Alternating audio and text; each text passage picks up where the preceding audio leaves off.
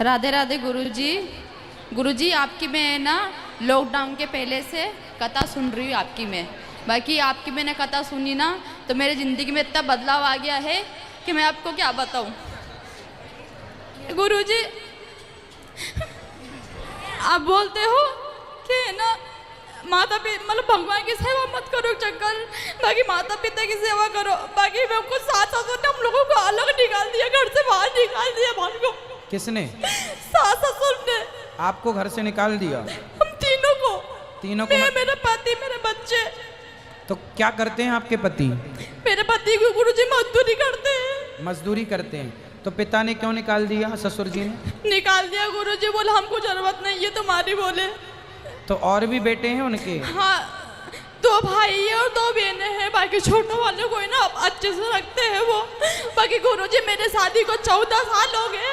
बाकी मैंने ना उनको ना कभी गलत शब्द नहीं बोले। मैंने उनको ना मेरे माँ बाप ही माने हैं। मैंने कुछ माता पिता ऐसे होते हैं कि बड़े बेटों को कम प्यार करते हैं, छोटों को ज़्यादा। कई बार ऐसा होता है। सबसे ज़्यादा नुकसान में कौन सा बेटा होता है? मंझला। और गुरुजी या तो बड़ा लाडला होगा या छोटा। गुरुजी मंझला जाए बट्टे खाते में। तो ये माँ बाप का एक तो इतने बच्चे पैदा नहीं करना चाहिए, और जब करो तो फिर प्यार बराबर रखो। गुरुजी हमें ना 5:30 बजे उठ जाते हैं।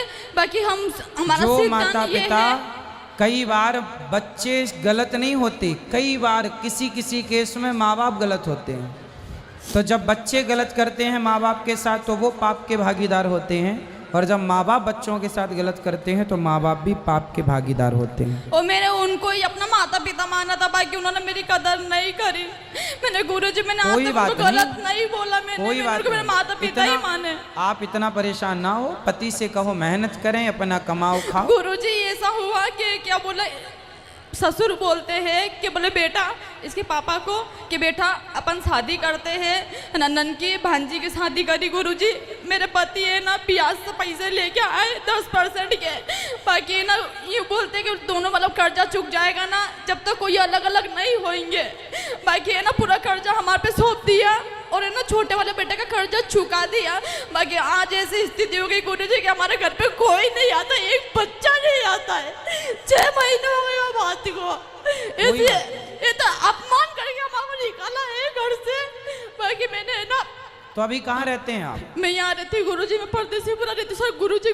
किराए से रहती हूँ मैं। किराए से? और मैं ना स्कूल में बच्चों की सेवा करती हूँ, नर्सरी क्लास के बच्चों की। तो आप मेहनत करो, पति भी मेहनत करें, पैसे जोड़ो, और देखो समय सबका बदलता है। चिंता ना करो, आप भी एक दिन इतने सफल हो जाएंगे कि दुनिया देखेगी कि हाँ आपने मेहनत करके सब बना लिया। और गुरुजी कोशिश करो, मेहनत करो। गुरुजी मैंने ना मेरा पति की भी सुबह 5:30 बजे उठती हूँ, गौशाला में जाती हूँ, गौ माता के चरण दबाती हूँ, चारा डालती हूँ मैं। हम दोनों हस्बैंड वाइफ। आप अपने धर्म के रास्ते पर चलते रहो, किसी का बुरा ना सोचो, भगवान आपके साथ हैं। बाकी गुरुजी हमने ये सोच लिया है कौरवों ने पांडवों को भी, उनके भी सारा धन हड़प लिया और वनवास निकाल दिया, वनवास दे दिया। लेकिन क्या हुआ? भगवान किनका साथ दिए? उन्हीं का साथ दिए ना। इसलिए भगवान को पता है कि सही कौन है, गलत कौन है। मैं इसके पापा को यही बोलती हूँ कि देखो अपने घर पे कोई नहीं आ रहा है ना, कोई अपन को नहीं मतलब है किसी से। अपन भगवान में ध्यान लगाओ, उनको अपना परिवार मानो अपन। हाँ, अपनी स्थिति सही होगी ना तो ऑटोमेटिक खुद अपने करने आएंगे। सुनो, लोग घर में किसके घर आते हैं? जिसके घर कुछ होता है, पैसा होता है।